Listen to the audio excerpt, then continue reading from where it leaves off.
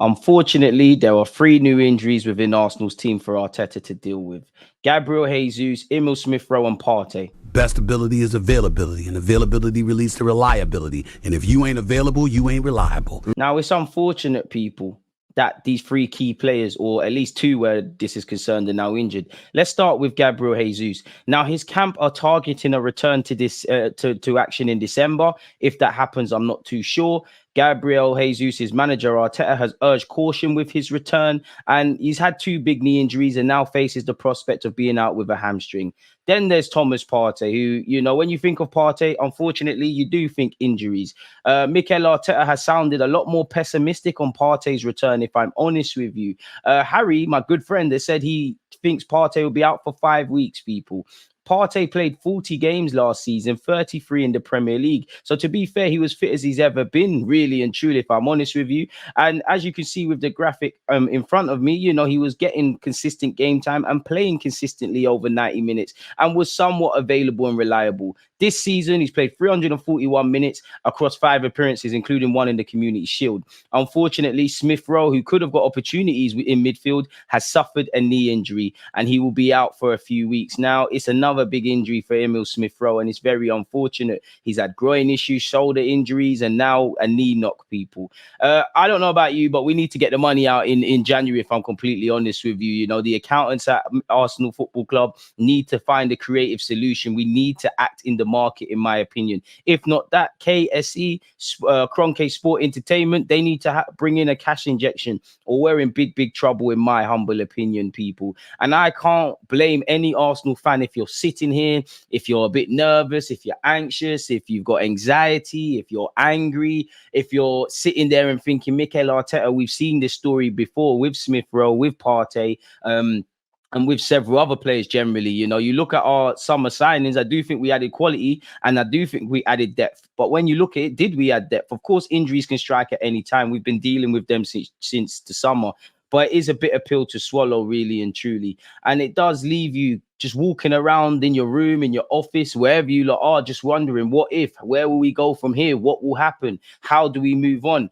I don't know, people. I don't have all the answers, but I will ride this wave with you lot, folks. And again, even if some of you want to be drawn to tears, I feel like crying for Emil Smith-Rowe because he's had a tough time with injuries. He's finally started to get a look in the team, and unfortunately, he's out for a few weeks, people. And again, as I said, Arsenal fans, young and old, if you feel like crying, there's nothing I can tell you. But what I will say, for everybody that is crying, we've made our bed. We've got to lie in it. There's no point crying. Everybody, whatever God or gods you believe in, we need to pray. We need a miracle. January is a long time away. We need to deal with the players that we have available. Now is not the time to feel sorry for ourselves. It's put up or shut up, really and truly, if I'm completely honest. But as I said, everybody join their hands in prayer. Let's pray and hope for the best, really. Mikel Arteta has to find creative solutions because at the end of the day, you know, with certain players in our squad, they do pick up injuries. We've seen this story before. We know we need a big squad. I've already said I love the additions defensively and in the final third. Centre mid, there's more questions than answers,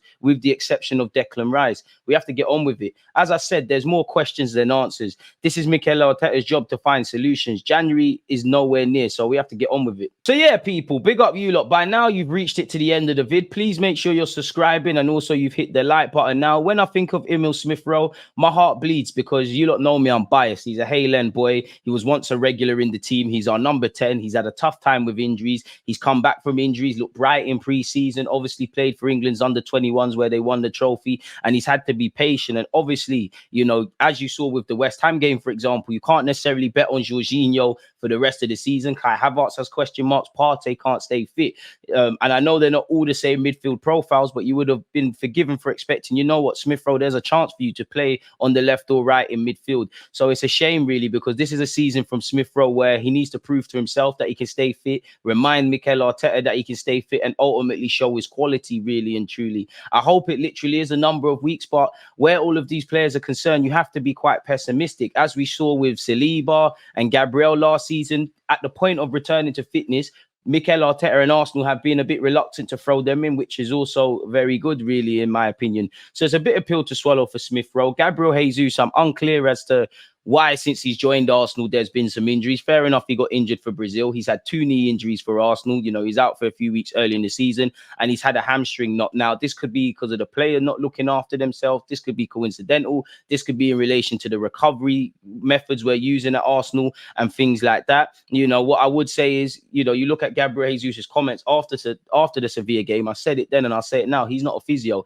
You know, Gabriel Jesus strikes me as someone that, you know, in a positive way, he could have zero fitness, he could have bare injuries, but he still wants to put his body on the line. So it's a bitter pill to swallow. Where Thomas Partey is concerned, I love the guy. I think he's a quality player. I think he gives our midfield a new dimension. I do think we need to find a long-term target. But as you saw in the video earlier, the best ability you can have is availability. You're not available, it's irrelevant. And to his credit, he was fit for 40 games last season, 33 in the Premier League. But you're never quite optimistic about Partey staying fit. And it does seem like, again, I don't know what's going on the training ground, but it seems like Partey seems to pick up knocks in training. No clue as to why that is. Could be merely coincidental. With Partey being on the wrong side of 30, with him earning big wages and being contracted until 2025, there's every reason or case to make for him sign a new deal. And there's also every case to move on from Thomas Partey, in the sense of he doesn't necessarily have to be sold. You could buy someone that fills that void, or someone that is a 6 and allows Declan Rice to play in as an 8, or Declan Rice stays as a 6 and you find an 8.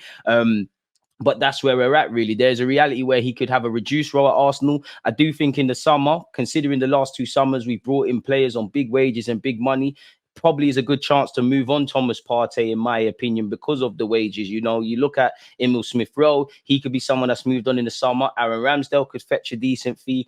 Partey, your shapes. I don't know if he's a top earner now with all Declan Rice and Havertz and new deals, but he's probably near the top end, and there's not really any longevity. As I said earlier, I think there's more question marks in midfields than answers. I think Declan Rice in his own way answers a lot of questions, but who is his partner? We need to find that long-term Thomas Partey replacement, really and truly, if I'm completely honest. We've got a bag of players who can play in certain roles. As you saw with Jorginho against West Ham, he is a good player, but once he runs out of gas, he's even easier to run past in midfield, really. We all know it comes down to squad depth. We've seen this movie before. I've been very passionate about the need to sign central midfielders. There's nothing we can do until January, so we're going to have to get on with it. While I think there's a lot of luxuries and excuses, you can cut Mikel Arteta. I don't think the knock-on effect with injuries is something you can do. Timber is unfortunate, but with certain players, we've seen this. And I do think at times we're going to have to learn the hard way. At this football club, we take players that are good players on the periphery or rotation options, and then we make them regulars, or we keep hoping that certain players will show us something in terms of their fitness. We needed to sign a couple of midfielders in the summer. We need to in January. We didn't do it in the summer. All we have to do is get on with it, really. And at best, I hope that Thomas Partey and Gabriel Jesus are at least back for the Liverpool game, I believe on the 23rd of December.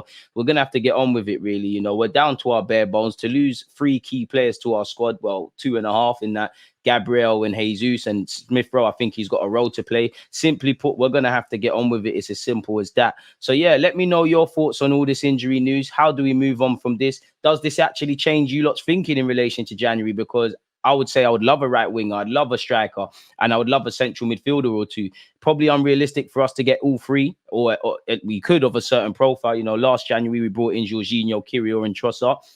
I think the priority has to be midfield. As I said, you look at our defensive options, whatever you think about them, Zinchenko, Tomiyasu, if Timber is fit, which he's not, Saliba, Gabriel, Benjamin White, Raya, Ramsdale, as part of the defensive unit, there's some good options. Further forward, whatever you think of Eddie, he's shown that he can have a role to play. Can we upgrade on that? 100%. But Eddie Nketiah's shown he's got a role. You've got Jesus, you've got Saka, you've got Nelson, you've got Trossard, you've got Martinelli.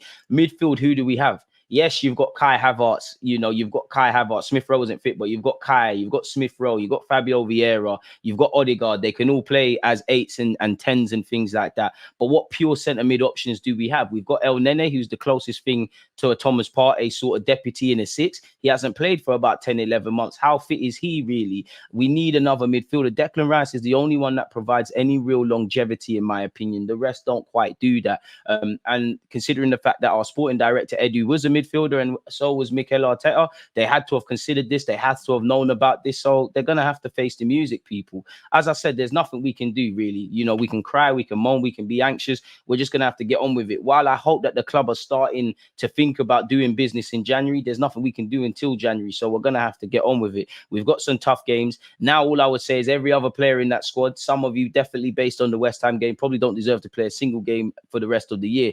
You lot are going to get opportunities. Take them, really. And at the end of the day, we need to just keep going. Injuries are not something that's an exclusivity to Arsenal Football Club. So, yeah, let me know your thoughts, people. Thank you for watching. Don't forget to hit the like button, comment, like, subscribe, all of that good stuff. Take care. Stay blessed. I'm out.